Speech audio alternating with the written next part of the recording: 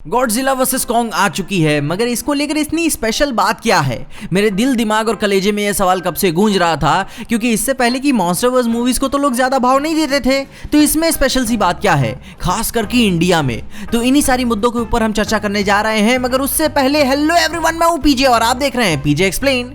और सीधे अपने पहले ही पॉइंट की बात कर लेते हैं। We love Kong and our first impression.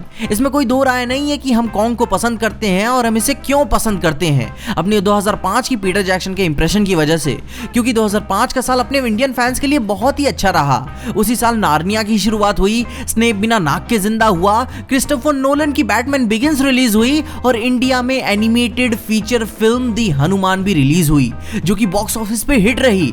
और उसी के साथ साथ हमें अपनी the legendary, the infamous, one and only प्यार में पागल किंग कॉन्ग भी देखने को मिलता है।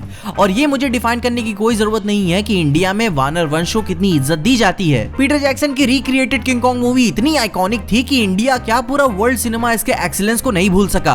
स्पेशली इस मूवी में क्या क्या नहीं था। ये लव स्टोरी थी, action, drama, Jurassic park, creepy horror और इनोसेंस भी रखता है ये मूवी। और मेरा पर्सनल फेवरेट तो ये इंसेक्ट पिट वाला सीन था। एक 5 साल के बच्चे के लिए इससे डरावनी चीज और कोई नहीं होगी कि कॉकरोचेस इंसान को खाना शुरू कर दें।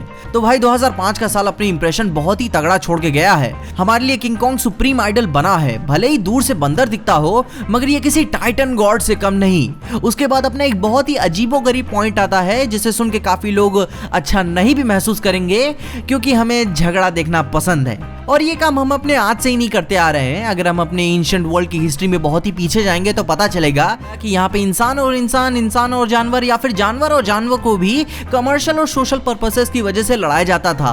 कभी कभी तो सिर्फ एंटरटेनमेंट पर्पस के लिए, या फिर लोग अपनी बहादुरी साबित करने के लिए भी ऐसे इवेंट्स को आयोजित करते थे, या फिर बदले की भावना से भी, या फिर दोनों लोगों का अपना ग्रेटर गोल अचीव करने के लिए कि हम में से ज्यादा बड़ा बीस्ट कौन है। और इन्हीं सारी लड़ाई को देखने के लिए पूरा शहर इकट्ठा होता था, मेले आयोजित होते थे और ऐसा माहौल बनाया जाता था कि मानो त्योहार हो। और आज भी हालत कुछ बहुत ज्यादा बदली नहीं है। हमारा एंटरटेनमेंट कंज्यूम करने का तरीका भले ही बदल गया हो, या फिर मैं कहूँ स्टैंडर्ड ही गिर गया है, क्योंकि हमारे पूर्वज कोलोसियम में बैठ के लेजेंडरी एनिमल फाइट्स देखा करते थे और आज हम बिग बॉस देखा करते हैं। मेरे कहने का मतलब ये है कि हमें आज भी लड़ाइयां देखना पसंद है। इट डजंट मैटर कि कौन अच्छा है कौन बुरा है, बात उस प्रोसेस की है जहां एक्चुअल फाइट कितनी इंटेंस और इंटरटेनिंग हो सकती है।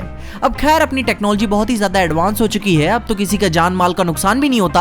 आई एम सॉरी, नहीं, माल का नुकसान होता है, मगर फिर भी किसी लड़ाई झगड़े में अपने एंटरटेनमेंट खोजने वाली बात तो ये अपने इंस्टिंक्ट्स की है। और इस बात को बहुत ही अच्छी तरीके से दी हंगर गेम्स ट्रिलॉजी समझाती है। मगर फिर भी इन सब चीजों से अगर हम ऊपर उठ के देखें तो एक पॉइंट और आता है, they are more than just a monster. अपने वैनर ब्रदर्स ने इस मॉन्स्टर यूनिवर्स को ऐसी तरीके से दिखाया है कि वे टाइटन्स बुरे नहीं है। जितना हक हमारा इस धरती पे है, उतना ही हक इनका भी है।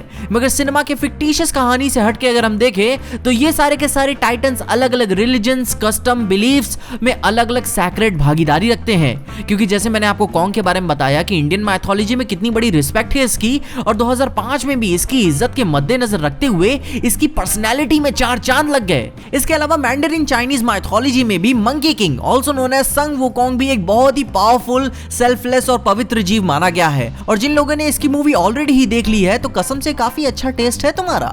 और जिन लोगों को नहीं पता, मैं ये भी बात बता दूं कि गोकू जैसे कैरेक्टर का इंस्पिरेशन भी संग वुकोंग से ही लिया गया है। तो भाई अपने किंग कॉन्ग की इतिहास बहुत ही एंशिएंट माइथोलॉजी तक जाती है। इसके बाद जहां बात रही अपनी गोजिरा की, तो इसकी शुरुआती कहानी अपनी हिरोशिमा और नागासाकी की एटॉमिक बॉम्बिंग से शुरू होती है। क्योंकि 1954 की पोस्ट वॉर जापान में ऐसी मॉन्स्टर मूवीज बनना शुरू हुई थी, वो भी उस समय के लिए इतने सेंसिटिव इशू पे कि क्रिटिक्स को यह बात पसंद नहीं आई कि आप हमारे देश के इतने डिजास्टरस इशू को कैसे कमर्शियलाइज कर सकते हैं। ये बात बिल्कुल भी अच्छी नहीं है। मगर in the end of the day जब जनता को पिक्चर पसंद आई तो किया ही क्या जा सकता है, क्योंकि किसी भी पिक्चर का सबसे बड़ा गोल पैसा कमाना होता है।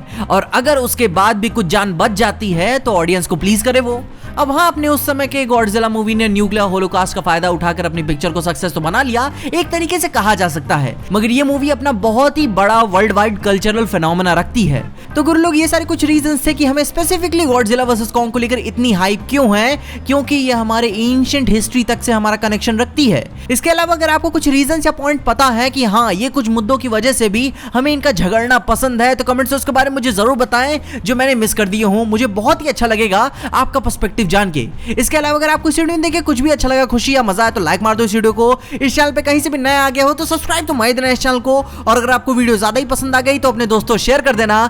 मेरे इंस्टाग्राम और ट्विटर हैंडल्स आपको नीचे डिस्क्रिप्शन में मिल जाएंगे। और देखते रहिए पीजे एक्सप्लेन।